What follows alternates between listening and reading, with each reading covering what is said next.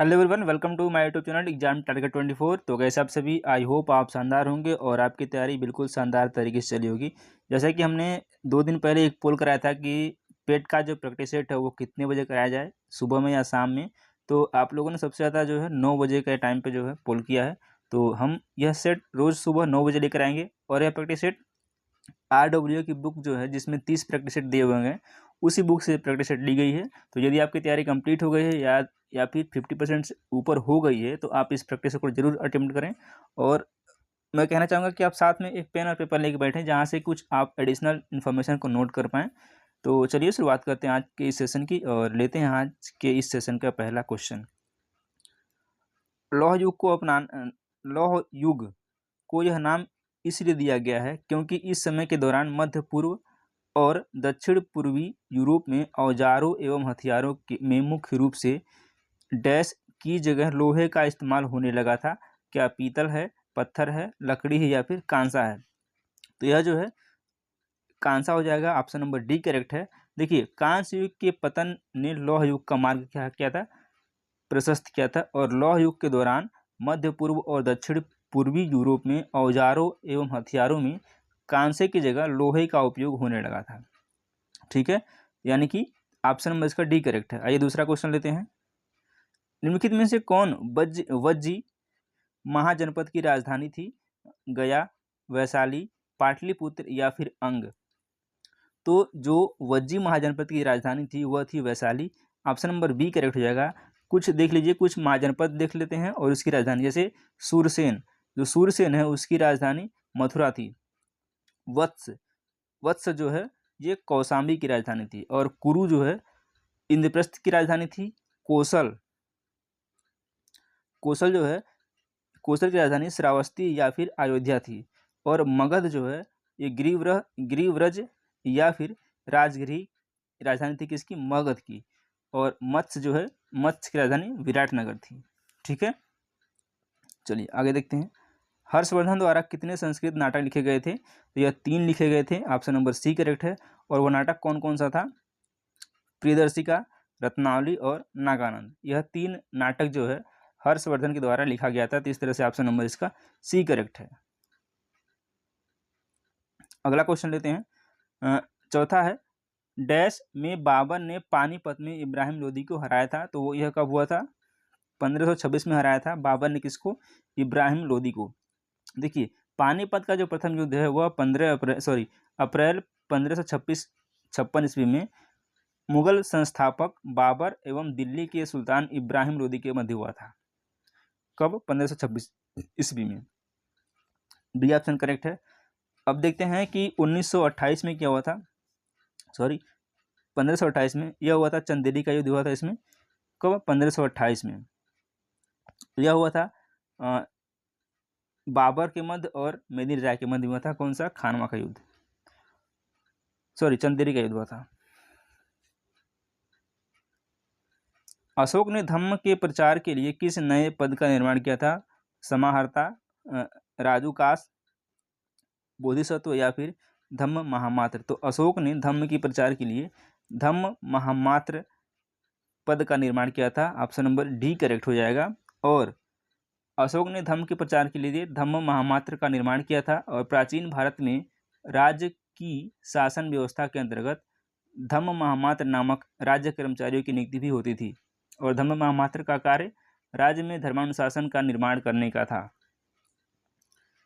गांधी रिविन समझौते पर किस वर्ष हस्ताक्षर हुए थे? 1921, 1911, 1941 या फिर 1931? यह हुआ था 1931 में। ऑप्शन नंबर डी करेक्ट हो जाएगा। और यह हुआ था 5 मार्च 1931 को। इसका अन्य नाम है दिल्ली समझौता।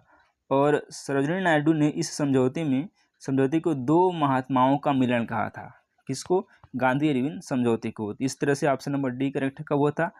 5 मार्च 1931 को हुआ था गांधी इरविन समझौता। दिसंबर 1929 में डैश की अध्यक्षता में लाहौर में पूर्ण स्वराज की मांग को औपचारिक रूप दिया गया था। जवाहरलाल नेहरू, आसफ अली, जगजीवन राम या फिर बलदेव सिंह? तो यह हुआ था दिसंबर 1929 में जवाहरलाल नेहरू की अध्यक्षता में लाहौर में पूर्ण स्वराज की मांग को औपचारिक रूप दिया गया था। इस तरह से ऑप्शन नंबर ए करेक्ट हो जाएगा। ठीक है, और जो है सॉरी सॉरी और इसी दिवस में पूर्ण स्वराज का मांग जो है किया गया था। और 31 दिसंबर 1929 की मध्य रात्रि को जवाहरलाल नेहरू ने रावी नदी के तट पर तिरंगा फहराया था। ये भी क्वेश्चन पूछा जाता है। लॉर्ड रिपन द्वारा हंटर कमीशन की नियुक्ति किस वर्ष में की गई थी? 1883, 1881, 1880 या फिर 1882 में? तो जो हंटर कमीशन है इसकी नियुक्ति की गई थी 1882 में। ऑप्शन नंबर डी करेक्ट हो जाएगा। और इस कमीशन का वास्तविक नाम था भारतीय शिक्षा आयोग था। और हंटर कमीशन की नियुक्ति वर्ष 1854 के पश्चात भारत में शिक्षा की दिशा में प्राथमिक एवं माध्यमिक स्तर पर किए गए सुधार या प्रयास की समीक्षा के लिए की गई थी। किसकी? हंटर कमीशन की थी। डी ऑप्शन क्या हो जाएगा? करेक्ट हो जाएगा। निम्नलिखित विकल्पों में से गलत जोड़े को पहचानना है और बताना है कौन सा इसमें गलत जोड़ा है। तो देखिए, ये जो है राजराज, ये चोल शासक थे। चंद्रगुप्त मौर्य, ये मौर्य शासक थे। बिंबिसार जो है गुप्त शासक थे। और कनिष्क जो है कुषाण शासक थे। तो इसमें बताना था कि कौन सा जो है सही है। तो ये जो है देखिए, जो बिंबिसार है ये गुप्त शासक थे। इस तरह से ऑप्शन नंबर सी करेक्ट हो जाएगा। अगला क्वेश्चन, सोग्राम संगमा विद्रोह कहाँ हुआ था? असम, राजस्थान, दिल्ली या फिर पश्चिम बंगाल? तो जो सोग्राम संगमा विद्रोह हुआ था यह हुआ था कहाँ पे? असम में। ऑप्शन नंबर ए करेक्ट हो जाएगा। और यह कब हुआ था? 1906 में हुआ था। कब हुआ था? 1906 में हुआ था। ये भी ध्यान रखना है। 1906 में हुआ था, असम में हुआ था। और इसका जो मुख्य कारण था यह था अंग्रेजों द्वारा आदिवासी जनजातियों का शोषण करना था। निम्नलिखित में से किस नदी को दक्षिण गंगा के नाम से जाना जाता है? गोदावरी, तापी, कावेरी या फिर नर्मदा? तो यह गोदावरी नदी है। ऑप्शन नंबर ए करेक्ट हो जाएगा। और गोदावरी नदी द्वारा जो है इसका जो उद्गम है महाराष्ट्र के नासिक जिले में पश्चिमी घाट के त्र्यंबकेश्वर से होता है। यह नदी महाराष्ट्र, छत्तीसगढ़, तेलंगाना, आंध्र प्रदेश और उड़ीसा राज्यों से होकर गुजरती है। कौन? गोदावरी नदी। विश्व का सबसे ऊंचा पठार कौन सा है? पूर्वी अफ्रीका का पठार, तिब्बत का पठार, पश्चिमी पठार या फिर दक्कन का पठार? तो यह जो है तिब्बत का पठार है। ऑप्शन नंबर बी करेक्ट हो जाएगा। आइए देखते हैं कुछ एडिशनल इन्फॉर्मेशन। जो पूर्वी अफ्रीका का पठार है यह है अफ्रीका का सबसे बड़ा पठार है। यह युगांडा, तंजानिया तथा केन्या में विस्तृत है। कौन सा? पूर्वी अफ्रीकी पठार। और जो दक्कन का पठार है ये डी वाला जो है इसका विस्तार जो है भारत के 8 राज्यों, कौन कौन सा? तेलंगाना, आंध्र प्रदेश, तमिलनाडु, केरल, महाराष्ट्र, कर्नाटक, छत्तीसगढ़ और मध्य प्रदेश में इसका क्या है? विस्तार है। तो इसका जो है ऑप्शन नंबर बी करेक्ट है, तिब्बत का पठार। निम्नलिखित देशों या महाद्वीपों में से सहारा रेगिस्तान कहाँ स्थित है? दक्षिणी अमेरिका, उत्तरी अमेरिका, चीन या फिर उत्तरी अफ्रीका? ये अफ्रीका है, अफ्रीक लिखा गया गलती से। तो जो है उत्तरी अफ्रीका है। ऑप्शन नंबर डी करेक्ट है। अगला क्वेश्चन, मध्य मंडल जिसे मेसोस्फीयर के नाम से जाना जाता है की सीमा क्या है? 50 से 80 किलोमीटर, 50 से 100 किलोमीटर, 10 से 30 किलोमीटर या फिर 0 से 10 किलोमीटर? तो जो मध्य मंडल है जिसे मेसोस्फीयर बोला जाता है इसकी जो सीमा है वह है 50 से 80 kilometre. Option number A correct है। निम्नलिखित में से कौन से पेड़ भारत के पर्णपाती वनों में पाए जाते हैं? सागौन, महोगनी, देवदार या फिर छोटी झाड़ियाँ? तो यह है सागौन। ऑप्शन नंबर ए करेक्ट हो जाएगा। और देखिए, भारत के पर्णपाती वनों में सागौन, साल, शीशम, महुआ, आंवला, कुसुम, चंदन ये सारे के सारे क्या हैं? वृक्ष पाए जाते हैं। जबकि पर्णपाती वन के अंतर्गत कौन कौन से वृक्ष पाए जाते हैं?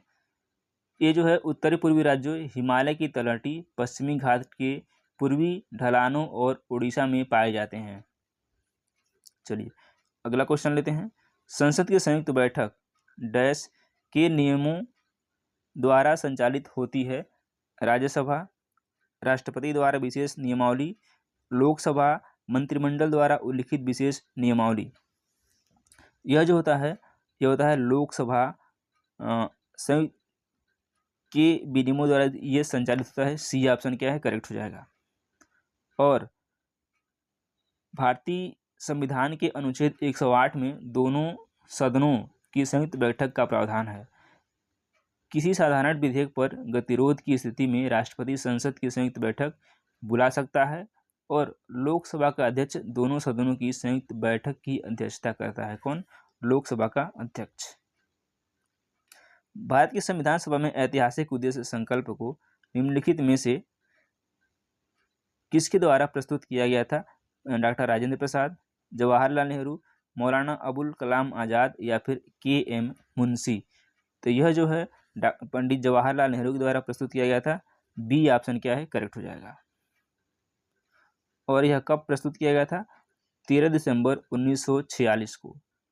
और संविधान सभा में ऐतिहासिक उद्देश्य या संकल्प प्रस्ताव पेश किया गया था और 22 जनवरी 1947 को सर्वसम्मति से यह उद्देश्य या संकल्प प्रस्ताव को स्वीकार कर लिया गया था।